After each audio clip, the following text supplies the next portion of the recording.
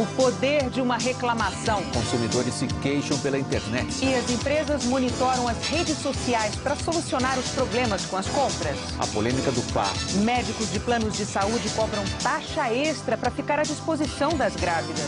Na Operação Porto Seguro, a Polícia Federal entrega o relatório final à Justiça antes do previsto. E inclui a ex-chefe de gabinete da presidência entre os indiciados por formação de quadrilha.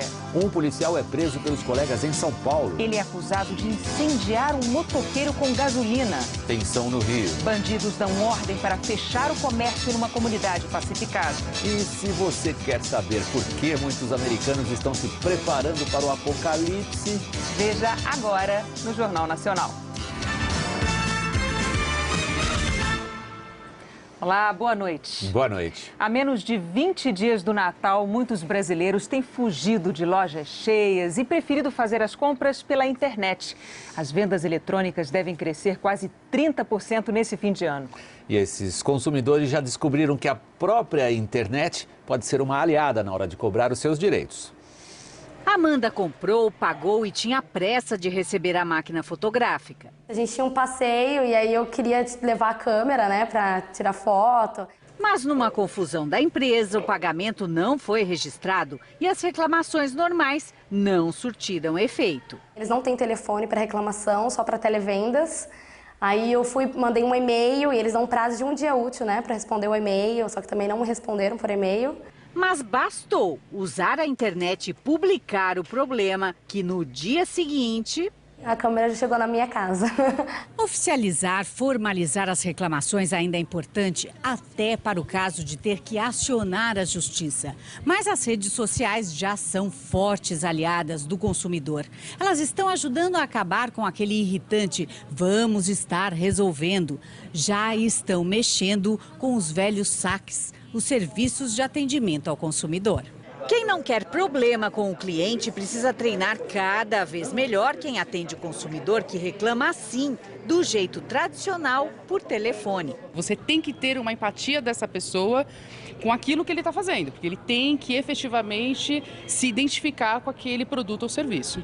Já há recursos como esses aqui para monitorar tudo o que está acontecendo nos sites das empresas e também tudo o que os clientes estão dizendo em ambientes como Facebook, Twitter. Que a gente consegue monitorar o que é falado nas redes sociais sobre o nosso cliente, os produtos do nosso cliente e sobre os concorrentes do nosso cliente.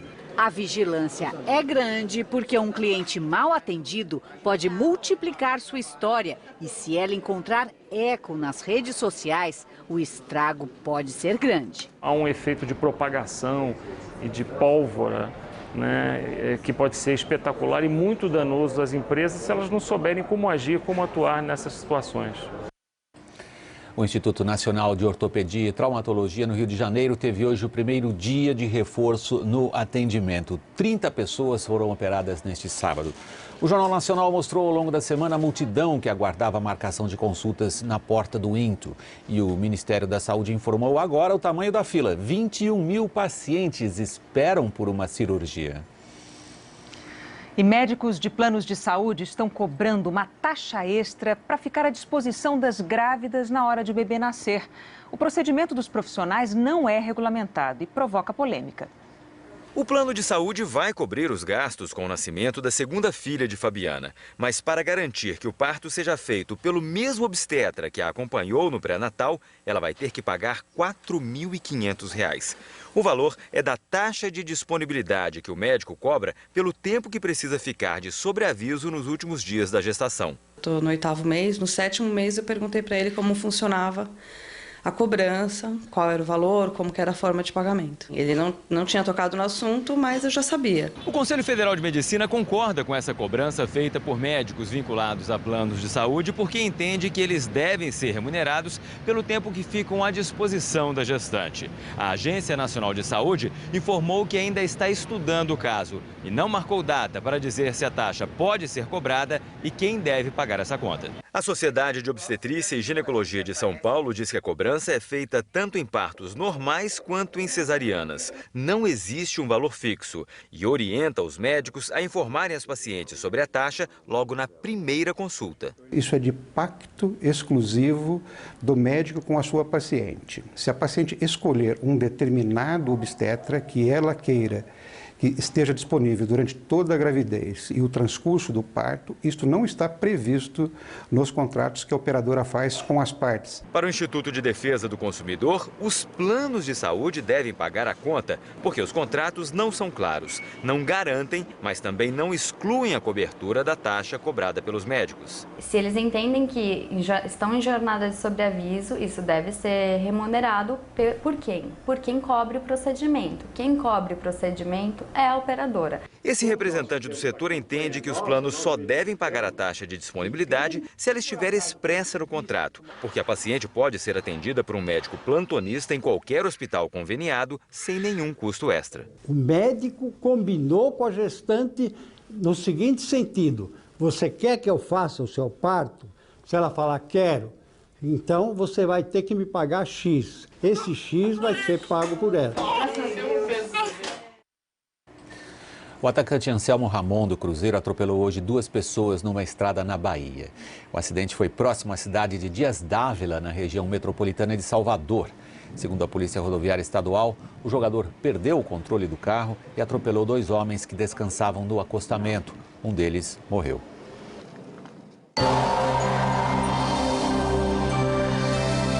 O domingo será mais um dia de chuva na maioria das regiões. A frente fria que está no sul do país amanhã vai seguir pelo litoral do sudeste. Essa frente vai provocar grandes volumes de chuva no leste de Minas Gerais, no sul do Espírito Santo, no Rio de Janeiro e em São Paulo. Chove bastante também em parte do Paraná e de Santa Catarina. Apesar do sol aparecer, tem previsão de temporais em toda esta área, entre o Acre, Mato Grosso do Sul e o Maranhão.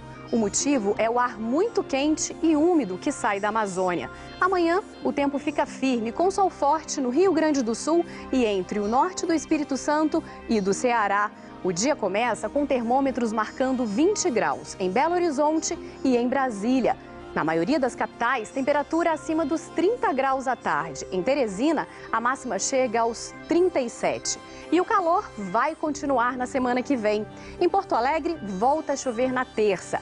Em São Paulo e no Rio, previsão de pancadas de chuva e tempo abafado. Já em Natal, sol e poucas nuvens. Veja a seguir, bandidos dão ordem para fechar o comércio numa comunidade pacificada no Rio. E em São Paulo, um policial militar é preso em flagrante pelos colegas ao incendiar um rapaz. Um policial militar foi preso nesta madrugada em São Paulo pelos próprios colegas. Ele é acusado de atear fogo em um jovem. O fogo deixou marcas na rua e nos braços do soldado Marcelo Pene Ribeiro, de 33 anos, há 2 na polícia. Na madrugada de hoje, ele jogou gasolina em 2 jovens que estavam nesta moto, na periferia da Zona Sul de São Paulo. Segundo a polícia, os jovens ficaram sem gasolina e pediram ajuda a um casal conhecido. O soldado Marcelo e outros 3 policiais abordaram os rapazes. Um deles conta o que aconteceu. Aí tirar a arma, trocar uma arma, precisa de tatuagem aí de ladrão, se não tem arma, eu falei, não tenho. O casal chegou com combustível e foi embora. Segundo o rapaz, o soldado Marcelo pegou a gasolina. Deu um banho de gasolina em mim primeiro, aí o outro moleque resmungou e foi jogando outro moleque. Aí foi então o seguinte, olha esse aqui primeiro e depois você. Ele conta que o soldado Marcelo ameaçou os 2 com um isqueiro. Foi quando o fogo começou. Só um dos rapazes foi atingido, Washington Ramalho da Silva, de 19 anos. O rapaz foi internado neste hospital. De acordo com os médicos, ele teve de 50% a 60% do corpo queimado. O estado de saúde dele é estável. Logo depois, o soldado Marcelo foi preso pelos próprios colegas da equipe. Segundo a versão dele, o cigarro que ele estava fumando caiu ao chão e acabou pegando fogo numa das vítimas. Ele está sendo autuado em flagrante pelos crimes de tentativa de homicídio e tortura. Segundo a polícia, os PMs checaram a ficha criminal dos rapazes durante a abordagem e confirmaram que os 2 já haviam sido presos. Internado, Washington recebeu a visita da tia. Ele explicou para ela por que o soldado Marcelo também se queimou. Teve um casal que viu e falou: eu tô vendo tudo. Ele pegou e veio me dar um abraço para dizer que tá me ajudando. Até ele queimou os 2 braços dele. Moradores do conjunto de favelas com maior efetivo policial do Rio de Janeiro reviveram hoje problemas que não enfrentavam desde a pacificação há 2 anos. Bandidos deram ordem para fechar o comércio do Complexo do Alemão. A ordem para baixar as portas se espalhou pelo conjunto de favelas do Alemão no início da tarde. Em pouco tempo, bares e lojas já não estavam funcionando. Com medo de retaliações, moradores e comerciantes não quiseram gravar entrevistas, mas contaram que a determinação para fechar o comércio veio de traficantes. A ação seria um protesto contra as mortes de 2 bandidos durante um confronto com policiais ontem à tarde. Horas depois do tiroteio, o sargento da Polícia Militar Alexandre Henriques Barbosa foi morto.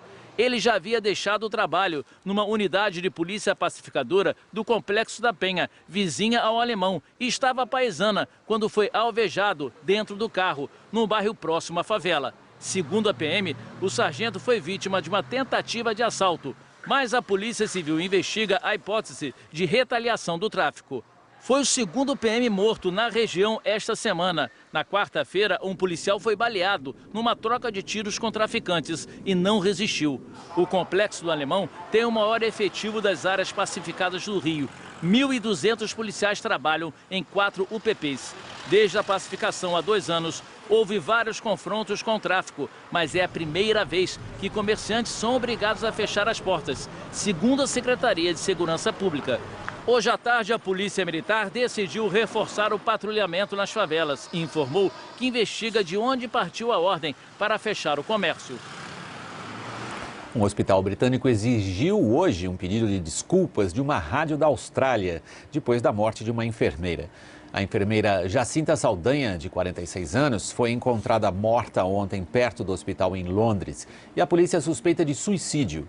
Na terça-feira, ela caiu num trote e foi enganada por apresentadores de uma rádio australiana que se passaram pela Rainha Elizabeth e pelo Príncipe Charles. Os radialistas queriam detalhes do estado de saúde de Kate Middleton. A mulher do Príncipe William estava internada por causa de um forte enjoo provocado pela gravidez. A rádio australiana retirou do ar o programa.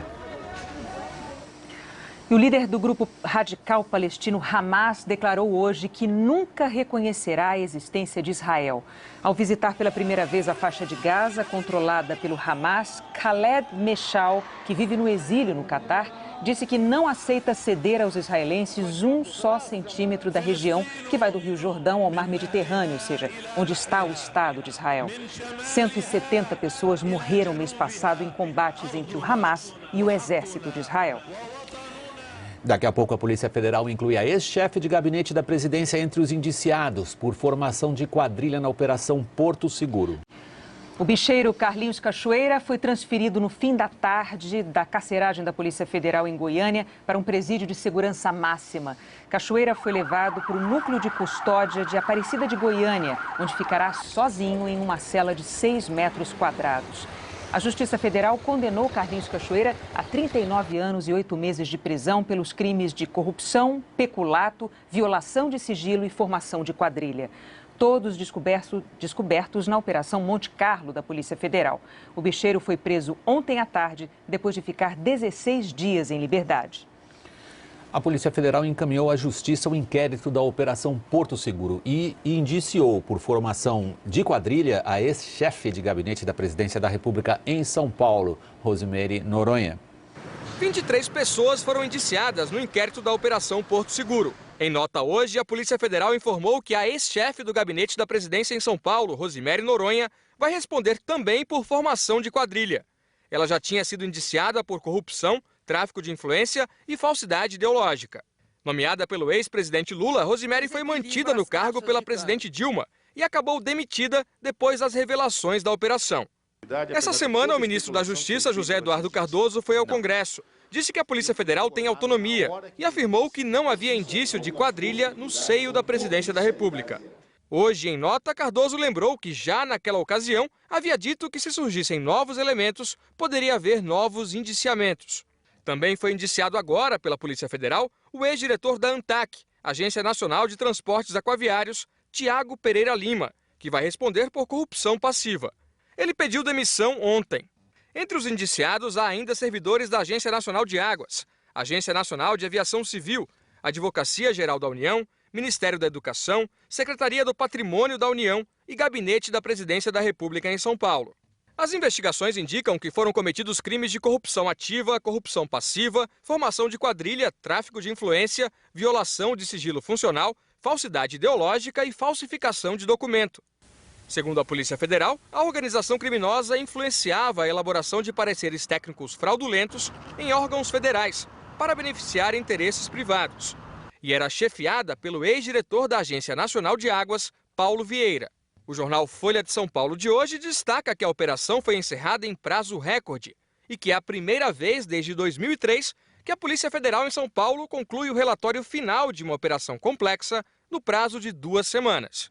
A Polícia Federal não quis fazer comentários sobre o prazo de conclusão do inquérito. Declarou que está analisando o conteúdo de computadores apreendidos e que o material vai ser encaminhado à Justiça dentro de 3 meses. O inquérito agora vai para o Ministério Público, que pode oferecer denúncia, pedir mais investigações ou arquivar o caso. Amanhã, os repórteres do Fantástico investigam uma sequência de crimes misteriosos numa empresa do interior de São Paulo. Parece filme de suspense, mas aconteceu de verdade. Roubos, incêndios e até um buquê de flores enviado com ameaça de morte. Quem é o homem que planejou todos esses ataques e por que ele fez isso? Foram 7 meses de investigação e o resultado é surpreendente. Ruas desertas, casas e lojas abandonadas. A imagem da cidade vazia impressiona, assim como o silêncio total. Você vai conhecer o homem que mora sozinho em meio aos escombros de um desastre nuclear. O que acontece no organismo de alguém que chega aos 104 anos de idade, como Oscar Niemeyer, que morreu essa semana? Além dessa aparência, órgãos internos vão sofrendo mudanças. E qual o segredo para passar dos 100 anos? A boa notícia é que os cientistas sabem que as pessoas que passam dos 100 anos têm algumas características universais.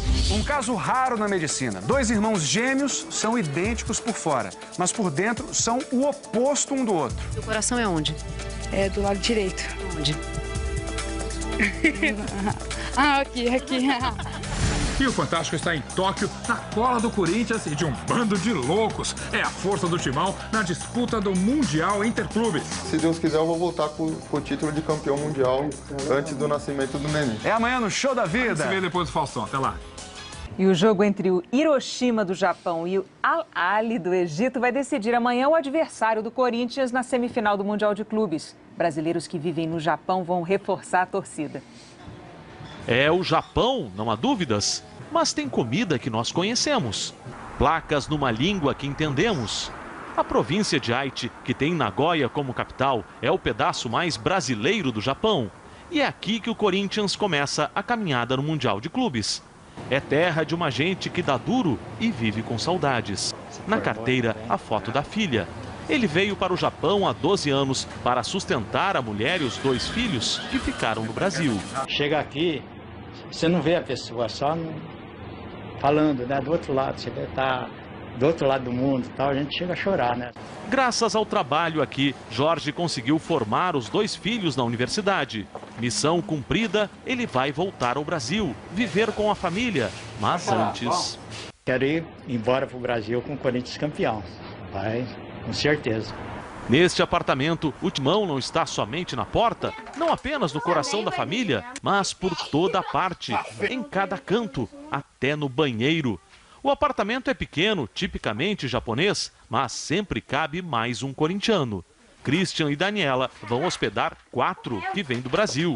Igual o pessoal fala, pô, mas você não vai cobrar nada? Eu falo, pô, não tem como cobrar. Isso, o que eles vão vir fazer aqui, eles vão torcer, vão apoiar o Corinthians. O primeiro jogo do Timão no Mundial vai ser neste estádio, que será transformado na casa dos corintianos. E é bom os japoneses irem se acostumando com este som. Além dos corintianos que vêm do Brasil, o time tem a maior torcida da comunidade brasileira aqui. E eles estão só no aquecimento. O churrasco ao lado do estádio é para entrar no clima. Quase todos aqui são operários, os decassegues, com quem o Japão conta para manter suas fábricas funcionando. Não é exagero dizer, o Corinthians pode chegar, sinta-se em casa. e o Mega Festival de Música Evangélica em São Paulo. Alguns dos principais nomes da música evangélica brasileira se apresentam hoje em São Paulo. É a segunda edição do Festival Promessas. 13 horas na fila.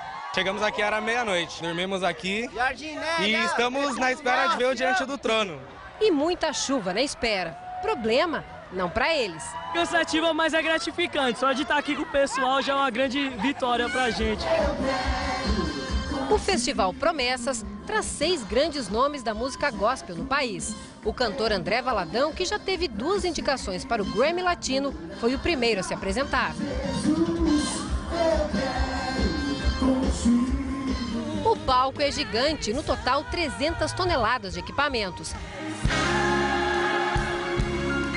Os artistas que passam pelo palco do Festival Promessas já venderam esse ano mais CDs que cantores como Roberto Carlos, Ivete Sangalo e Luan Santana. O único grupo, o Diante do Trono, vendeu desde o início da carreira em 97, 10 milhões de cópias. Hoje o público evangélico representa 30% da população brasileira. O Brasil é um país misturado mesmo e é bacana que as pessoas vejam e se integrem. Filho de pastor, ex-integrante de bandas como Jota Quest e Jamil e Uma Noites, Thales se converteu. Esse ano foi considerado pelo público o melhor cantor gospel do Brasil. É um pouco de black, um pouco de rock, um pouco de soul, muito de Deus e muita atitude. Eu acho que isso atrai as pessoas para dentro da igreja.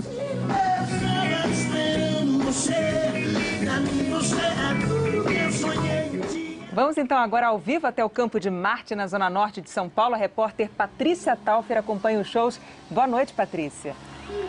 Boa noite, Renata. Nesse momento, quem está no palco é o cantor Fernandinho. Ele que tem 10 anos de carreira, é um dos músicos que mais vendem CDs com música gospel no país. O show dele acabou nesse instante. Além dele, já passaram aqui pelo palco André Valadão, Cassiane, Aline Barros. E vão passar ainda Thales e o grupo Diante do Trono. Segundo a administração aqui do Campo de Marte, nesse momento 100 mil pessoas acompanham o show, que é o Festival Promessas. Lembrando que esse show faz parte da programação de especiais da TV Globo e vai ao ar no dia 15 de dezembro, que é um sábado. William. Obrigado, Patrícia. Boa noite. Muitas cidades fizeram hoje homenagens ao dia de Nossa Senhora da Conceição. No Recife, os devotos vestiram roupas azuis, a cor do manto da Santa. A imagem, com 5 metros de altura, veio da França em 1904. Em Salvador, milhares de católicos e seguidores das religiões de origem africana participaram de uma missa campal e depois saíram em procissão pelo centro da cidade. A Globo transmite a corrida que decide o título da temporada da Stock Car amanhã, ao vivo, às 9h30 da manhã, dentro do Esporte Espetacular. O programa vai mostrar também os melhores momentos da volta da Pampulha, além de outras atrações. O adeus de uma torcida a seu estádio.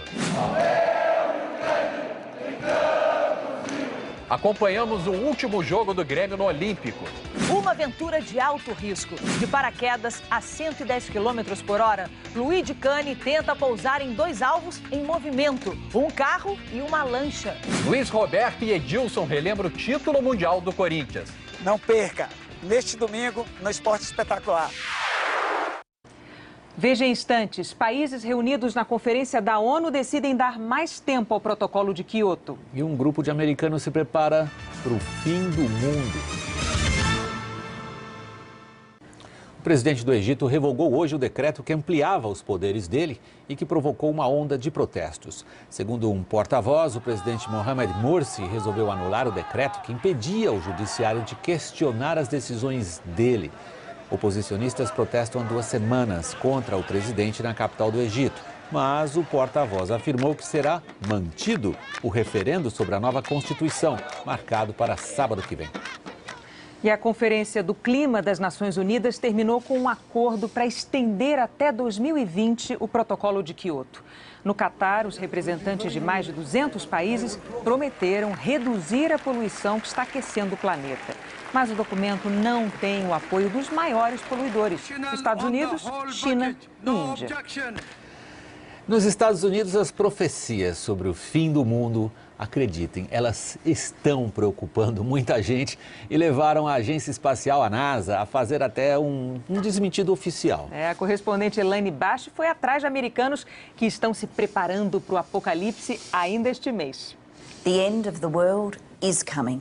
A primeira-ministra da Austrália, Julia Gillard, anunciou: o fim do mundo está chegando. Os maias estavam certos. Boa sorte a todos. Good luck to you all. A premonição apocalíptica fez parte de uma brincadeira para promover um show de uma rádio australiana. Aqui nos Estados Unidos, muita gente leva a sério e acredita que o planeta esteja com os dias contados. O fim chegaria no último dia do calendário da antiga civilização maia, 21 de dezembro de 2012. As teorias são muitas. Por exemplo, uma colisão com um planeta chamado Nibiru, que ninguém viu ainda. Ou ainda uma erupção solar tão forte que provocaria o caos na Terra. Há 4 anos, Steve se prepara para esta catástrofe. Em casa, ele estocou comida, armas, pílulas para combater a radiação e até máscaras de gás. Estou me preparando para o colapso da nossa civilização, diz ele. Algumas empresas construíram abrigos subterrâneos para que famílias possam sobreviver a uma catástrofe. Aqui nos Estados Unidos há até um nome para as pessoas que aguardam grandes desastres, que esperam o fim do mundo. Preppers. É tanta gente preocupada que o governo americano e a agência espacial NASA criaram páginas na internet para explicar por que ainda vamos continuar muito tempo por aqui. David Morrison, cientista da NASA, diz que há muita fantasia e não há razão para se preocupar. Tem gente que nem dorme, nem come por causa disso. Sem se convencer, John instalou um sofisticado sistema de segurança em casa, além de transformar o sofá e a cama em cofres. Assim, meu dinheiro ficará seguro, diz ele. Difícil é saber o que ele vai comprar se o mundo acabar. É verdade. Dinheiro ninguém leva para o túmulo. O Jornal Nacional termina aqui. Uma ótima noite para você. Boa noite.